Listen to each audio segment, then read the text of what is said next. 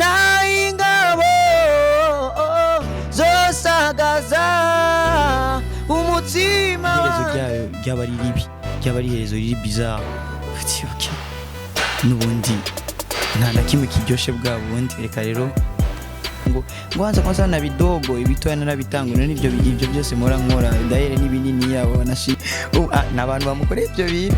Imagine rero umuntu agaba abantu bose kuri no saa tuko turavugana, hari umuntu kuri no saa muri Prince Reja canke muri Kira canke hariho hose bariko baramuharurira 5 minutes heze baca barura amahera 5 minutes heze baca barura amahera.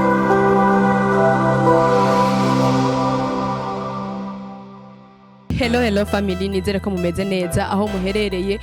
Nyuma n'ejo niyo mbere kuri micro mu kiganiro Sundaychurch nkuko mubisanzwe mubizi mu kiganiro Sundaychurch. Okay, uyu munsi rero muri Sundaychurch musanzwe mubitswa tugendera ama église agenda atandukanye. Uyu munsi turi muri Nouvelle Site de David International. Nouvelle Site de David International harimo umuririmbyi akiri muto cyane, tuvuge guti akiri umwana mugabo abikora neza, aririmbye gusa uca wumva ababaye buryoherwa. Aririmbye gusa urumva yuko arimwo nkemu imana. Niwe twaje gutembera uyu munsi, nawe yitwa Eddy Ndeyana. Nuko nyene Eddy Ndeyana, ndizera ko muza guhezagirwa, ndizera yuko biza kugenda neza. Tutaragera kure nabanza kubibutsa kwanza kugira subscribe kuri channel ya imperialTv kugira ngo mube update mu biganiro byose. Kazi, thank you. Yes, nko nababwiye turi kumwe n'umuririmbyi yitwa Eddy Ndeyana mu kiganiro Sundaychurch, kandi ndizera yuko muza kuryoherwa ikiganiro cy'uyu munsi kuko araryoshe, sibyo Eddy? Gose. Amakuru yawe ni meza. Urakomeye neza? Yego ndashimura. Okay, dushaka kumenya mbe Eddy amazina yiwe yose naya.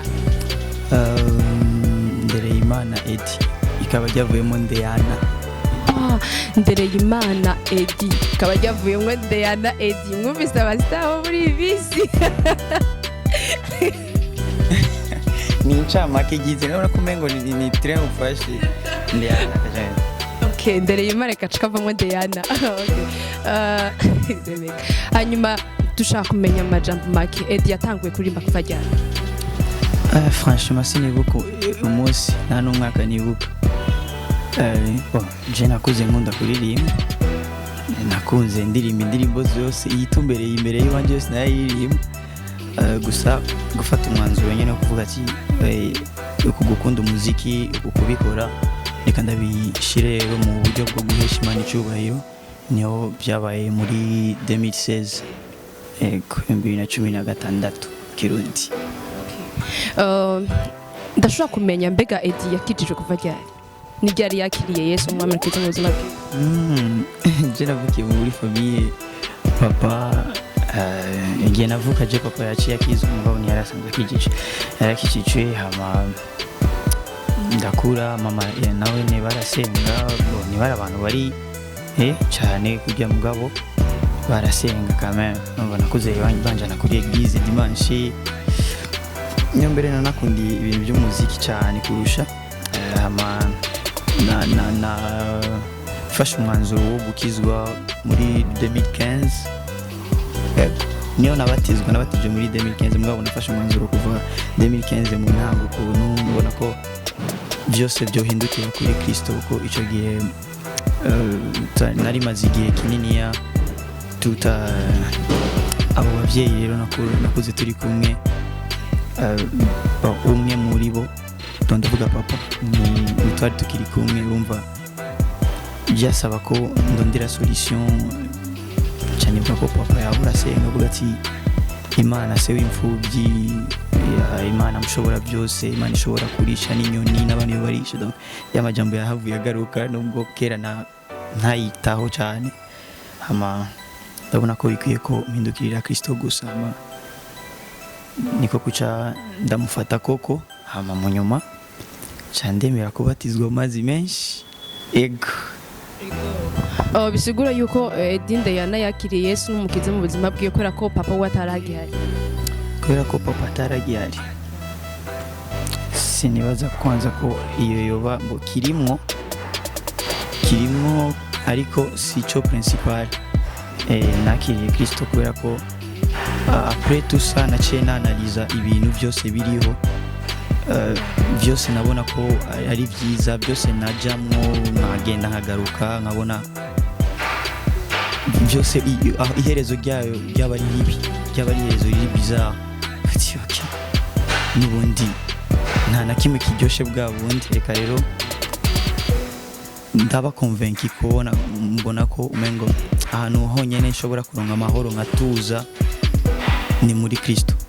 Ego je ku bwanje nganje numva umenga wo twidondora neza abantu bose bakakumenya. Turashaka kumenya Eddy ninde, avuka mu muryango w'abana bangahe, avukira hehe, urumva ibyo byose. Eddy ninde? Eddy ni umuhungu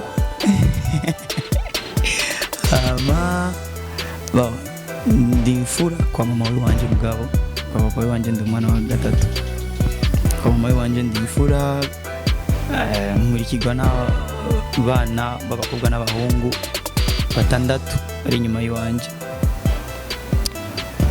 Navukiye hano nyene mu gisagara, nakuriye ruguru ibubanza. Abaza kubona iyi video bari ibubanza baca bamenya direct. Ego niyo nakuriye. Ego okay, reka tusubire mu kiganiro bwite. Mbega Eddy yo bafise indirimbo zingahe? Eddy pour le moment bafise indirimbo zimwe.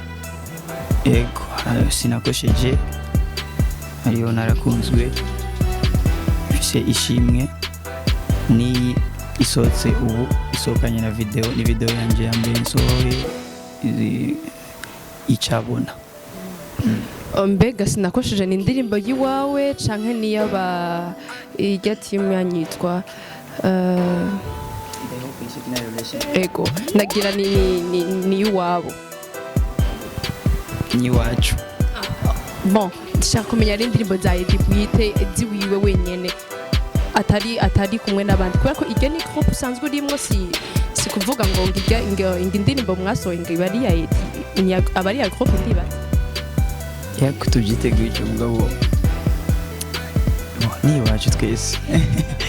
Abo bavuga ibintu aho ni indirimbo nanditse, team yaraba n'abantu nakorana nabo nabasanze muri eglise ahanyene turi niyo nabasanze hama turakora ndabona ko bafise inyota yo gukora, nanjye cyo kinani bafise inyota nini ya gospel, niho nari nyikizwa, urumva nategezwa kuronka ahantu ni décharge ibintu byanje byose biri muri jewe, ndavuga umuziki, talent yanje yose yari muri jewe, hama ndabakoranya, uburongozi buranyemerera turakorana, ndabaha n'izina The Hope in Shekinah Revelation, hama nari nsanzwe ufise iyo ngabire yo kwandika, tukati pourquoi pas chaque dimanche tuzo turinterprete indirimbo za hehe na hehe nanuze aya nitwo kuri iwacu twumve ico vyotanga.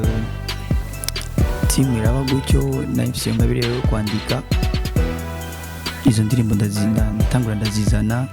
Umunsi wa mbere turirimba indirimbo y'iwacu mu rushengero ryaratangaye, hama après ngaho cyombe bikurikira byace bidutera intege cyane, cyose okay tashobora gukora n'iyindi ya gatatu n'iy'icenda, turabandanya gutyo. Niyo twaronkeye n'amafaranga, turonka n'umuntu aradufasha ico gihe, araduha amafaranga ya studio, cyo tugenda turakora sinakosheje ndi kumwe nabo. Mu nyuma nanditse indirimbo nyinshi turi kumwe, turakora na evenement mu 2016, turakora aga concert kamini concert nyankayikeza hanyene niyo twagakoreye, turirimba 100% indirimbo tutanditse twenyene, abantu barabaho bararyoherwa. Hagati ngaho sinari gatora ibintu bya sinari bwinjire cyane gose mu bintu by'agakiza, mugabo umva narizera ko ndiko ndakoreshwa n'Imana, ndiko ndakorera Imana, kandi byagenda neza gose kubera ko niyo nashira imbere. Hama turabandanya dukorana nabo. Beat si afite groupe ntabwo ari umugambi ni udashobora gukorana n'abandi, uri ngaho mu yanja nyene, mugabo twebwe dufite freedom. Iyo team niyo muri eglise, cyo gituma ubona ndi muri VMB kandi ni team mvanye nayo kure cyane avameme yuko shika no ngaha urumva nguma mbandanya nkora n'ubu ndiko ndakora donc ubwiye sinzi no gutandukanya ngo carrière solo ni yahe ngo carrière ni yanje ikingyohera no gukora gusa ego mbega Eddy amaze gukora ama evenement ngahe gwanje bwite yitirirwa jewe ndamaze kuganiza gusa ama evenement atari make mugabo sindigera ndayiyitirira jewe na munsi n'umwe ndigera nkora evenement mbo uvuga ati ni Eddy azoza muzoza kuri Eddy ayanda maze gukorera gusa kujya nyene sorry mvuge mukivunga mba ndi hajya nka ministeringa n'abandi gutyo mugabo bizoza none habuze kugira Eddy ategura evenement yiwiwe bon arateguriza abandi mugabo yiwiwe wapi habuze yiwanje bwite uko mbashaka kuyibona uko mba ndayikeneye sindabibona neza ama kandi sibye no kuyibona nibaza ko umwanya igihe kitaragera igihe nicyashika nta na force izojamo bizokwikora bizogenda neza cyane canke bon abandi baca bambwira ngo mwe muharindiye ko mwe muyera babwira hanyuma bakore wewe gute nidire ko ugiye kugera gusa kandi nakoze izindi kandi izindi mpora ndazoganiza so ni n'umwanya tu utaratwemerera n'ibihe osi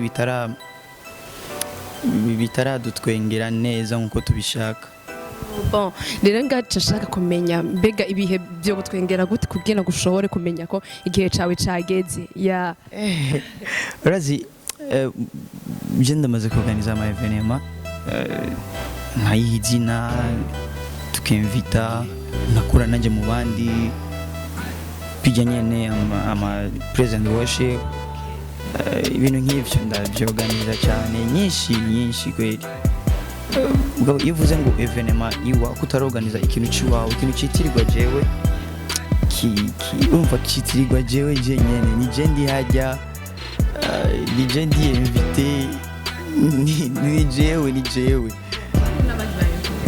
ndashego haba bari umugabo ufite mu bamuge mvuga ati tugiye muri ya evenement ya kanaka tugiye kuraba ivyo azakuduha so ni ibintu bikeneye uburyo bwinshi sikuvuga ngo nta masengesho ahari ngo na bikorwa biriho byinshi umuntu yotanga n'ubu no munsi wambwira ati ebana petit twende kure ufanye kazi no bikora ubwabo uko rero umuntu aba akeneye kubibona uko je ndabiziga ko evenement yitirwa je yoba niko ntarabibona si muri ya sanse kuvuga ati ngo nkunda byinshi canke ibiki sinyugwa ari mu cyo kubwira ati ngo kwanza na bidogo ibitoya narabitangura n'ibyo byose mora nkora daire n'ibinini yabo nashima mugabo hari ukuntu ndabikeneye kubibona ntarabibona donc umunsi ubonye nabikoze umva nzobona nabibonye ibyo bintu ego ariko ibibazo numva nashaka kumubaza Eddy n'umuntu iyo ariko arahimbaza iyo ariko arahimbaza kenshi arakunda kurira ni kubera iki ndakunda kurira bo nanjye icyo kibazo nicyo ndakikubaza nawe wenyine je nsanga naritse iyo bishoboka nkivamwo nkishyira nawe ibibazo none mani worira ibiki wewe peti ngabo urumva sindi bucibaze nibaza ko iby'ineza y'Imana birarenze ukuntu two ubivuga donc hari n'igihe nibaza ko umengo nta evenement n'imwe canke nta munsi n'umwe turava imbere y'Imana duhejeje kuyishimira nitwigera duheza urumva banavuga umengo umwanya urambaniye umugabo siyo rezo umugabo nanjye sinaho gituma gusa ko hari ibintu bininiya gose iyo wiyumviriye ku bukuru bw'Imana nubwo woba uri umuntu uvuga ati je narashishwe uraza kuvyumva gusa ko hari ikintu kigufashe umutwe uvuga ati sindi kubera iki ntarigera nshimira Imana kubera iki ntarigera mfata umwanya wo kuyishimira twese nga ku isi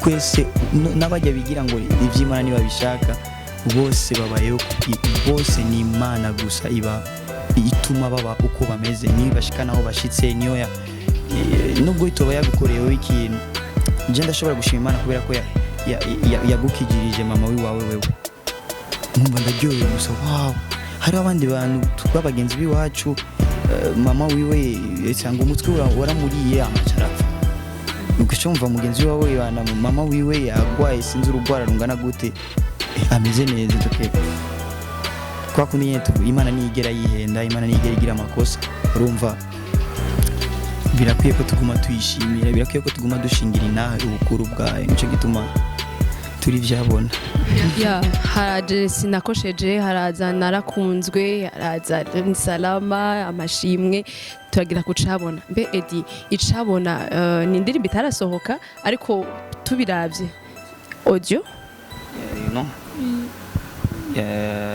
yasohotse bon yasohotse ahubwo ntirasohoka iza gusohoka uno munsi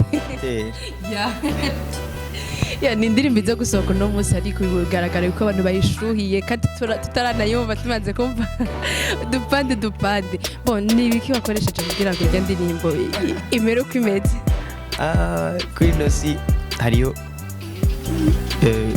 isi zimwe mu zibiri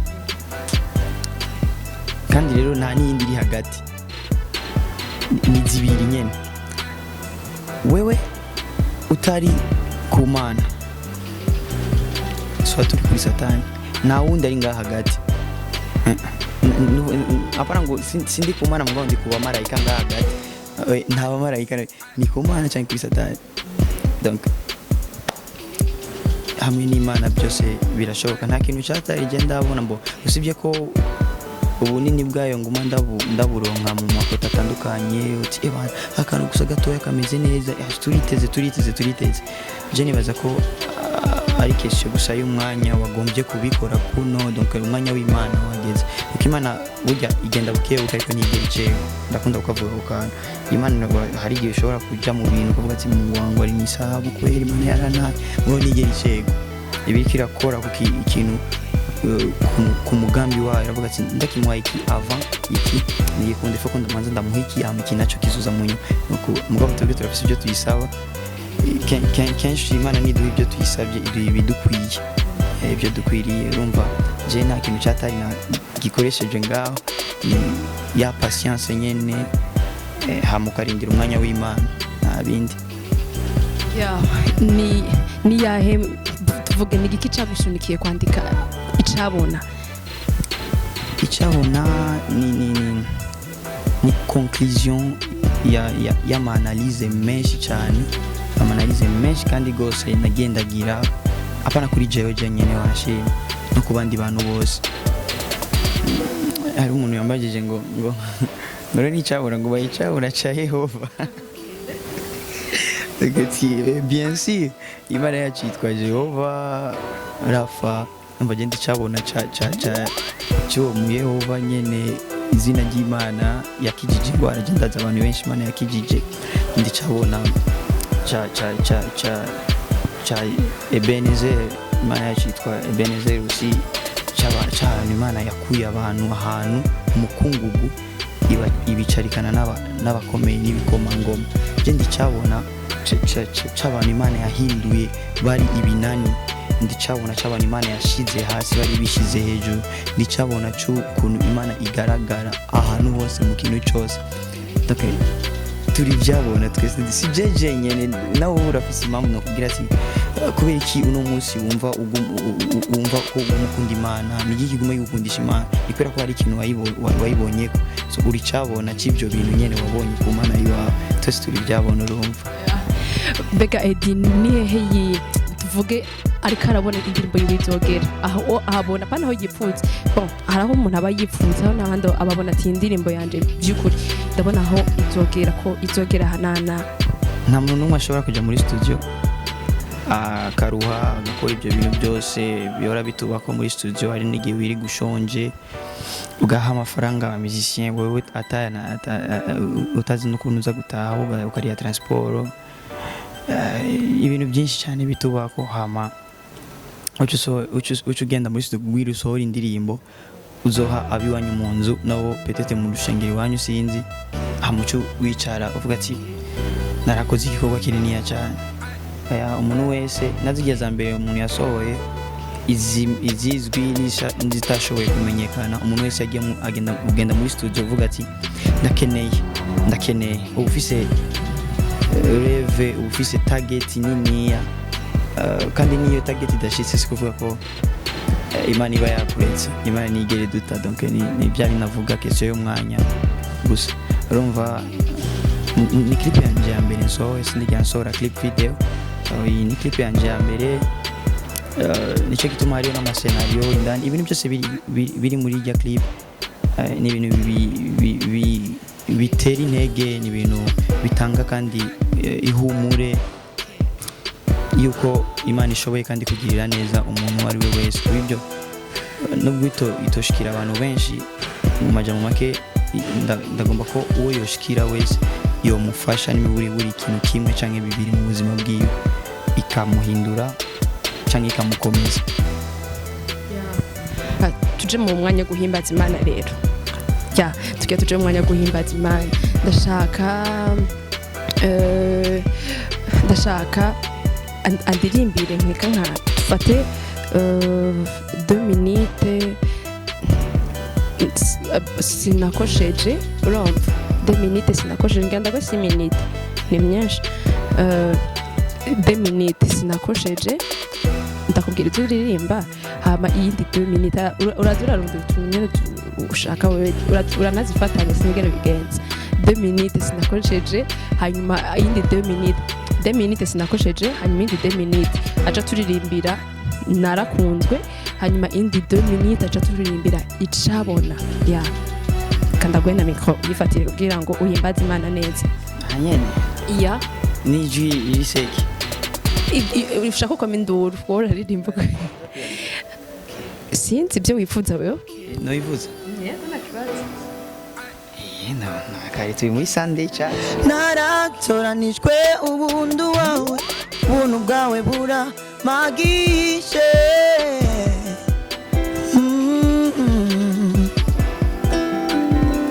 Kukumenya sinakosheje, naratomboye sinahushije.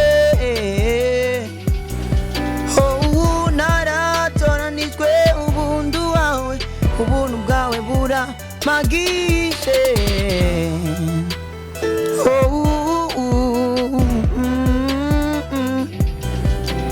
Naingabo zosagasa mutima wanje, ntuzatinya nainambara yobyuka ikangwanya.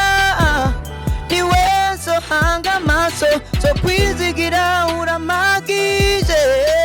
Naingabo zosagaza umutima wanje, ntuzatinya nainambara yobyuka ikangwanya.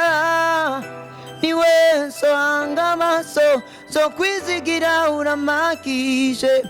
Je nzokorera Imana shake ndarare, kuko umunsi umwe nziko zogororerwa. Nzokorera Imana shake ndarare, kuko umunsi umwe zogororerwa. Nakunze urukundo, nakunzwe urukundo nyago, nakunzwe urwatumye mbaho. Ubwo niko rukundo nyago, n'urukundo ruhoraho, n'urukundo rutagira kagero. Ubwo yankunze niko rwatumye mbaho. Ubwo niko rukundo nyago.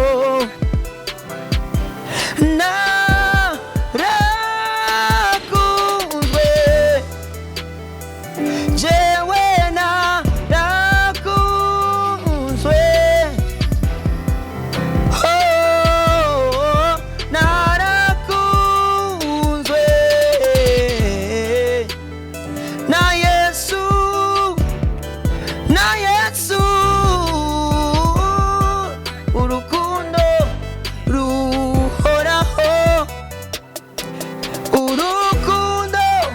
katagira kagero ubwo yankunze nigo rwatumye maho ubwo nigo rukundo nyako iby'ineza yawe barabimbaza iby'ubuntu bwawe nagahebuza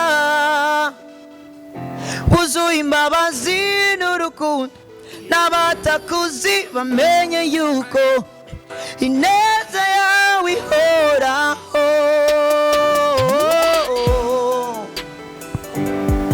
we wuzuye imbabazi n'urukundo n'abatakuzi bamenye yuko ineza yawe ihoraho je nditabona itabona nditabona cy'ibyo ukora jewe nditabona itabona je nditabona cy'ibyo ukora nawe wahevye manuraga uyumva gute neza boja kumenya mu gihe uba urahimbaza imana uba wiyumva gute mba numva ndi muri sekirite kanaka sekirite yego mba ndi sekirize ukuntu mba numva umengo nubwo hoza ikintu kingana gute nico nkorako mba numva ngo ndi mu kabuwate kanaka ndi couvert n'ubushobozi bwose bubaho buruta ubundi bushobozi bwose buriho abantu bifuza gukurikirana Eddy mvuze nshatse kuvuga nko ku ma réseaux sociaux nk'abantu bifuza kubukurikira nk'abantu bifuza kumuraba canke ku ma réseaux sociaux yo bakoresha bo mutora gute je kuri Facebook na Instagram na YouTube yanje ni ndedi nd ugasiga espace cyangwa shiraho point na kibazo nd hamuka cyandika Eddy nd na Eddy ni EDD ye cyangwa y ego hama aho ni kuri page wanje ya Facebook na konti yanje ya Instagram na YouTube ego hama ndeyana Eddy ni kuri Facebook isanzwe bon ntaco bwira bari kwagukurikirana baje gukora ko ama page yose kaka nugunda kunanira abantu bakore sabone ego uza kumva bitamuguye nabi ni juste gufyonda nta mafaranga bakurihisha uragafyonda gusa kajya karuje gaca kaba kera sinzi ugashonda akantu k'agakloche kari hajya ku ruhande baza kukabona yego ubikoze kuri Eddy ntibibagire kubikora kuri imperialTv ndagusabe hari umugenzi wanje ni umusista wanje arakunda icabona yitwa Sonia Bishinga my sister arakunda icabona rero ndibaza yari yifuza kukubona ya umbwira akajambo kamwe Sonia ni sawa uri cyabona nicyo gituma donc ukundi iyo ndirimbo icabona ndishire ko hariyo ibintu bibiri cyangwa bitatu birimo bikwerekeye uyikundishe n'abandi nabone barategeza muririmbira mu munota umwe icabona nta twayirimbye munota umwe Jendi cyabona sonyuri cyabona turi byabona cy'ibyo data yakoze Sonia ndibaza kuza kuryoherwa ntukurangurira okay reka tubashimire cyane Eddy wakoze cyane mwakoze gose imperialTv mwarahezagiwe ibyo bintu mukora mubikorere n'abandi kuko hari abantu benshi cyane nubwo byorebwa n'abantu batandatu ndazi nyoburamwo bane baza gufashwa kandi nibaza ko ariyo mission namwe mufise murakoze gose mwarahezagiwe mutera imbere gose nibyo tubifuriza ntituzobibagira mu masengesho yacu. nizera ko n'ikindi gihe tuzobifuza muzo twita nje nzobakurikira. Eddy urakoze cyane, imana igwezagire, imana ihezagire abantu bako baradukurikirana cyane, turabakunda, Eddy arabakunda, Eddy cyane gose. imperialTv turabakunda, Sundaychurch turabakunda, shishikara kudushigikiramo musunika iki kiganiro, ndazi ko benshi bazofashwa, benshi turiteze imitima myinshi, turiteze imishaha myinshi ku bw'iki kiganiro, kandi twiteze ibitangaza byinshi by'Imana, kandi nizere yuko kizoshikana benshi kure, kandi nizera neza yuko kizofasha benshi. Bandamenya mugira subscribe musunika cyane ikiganiro Sundaychurch, turabakunda cyane, mwarahezagire cyane. Thank you.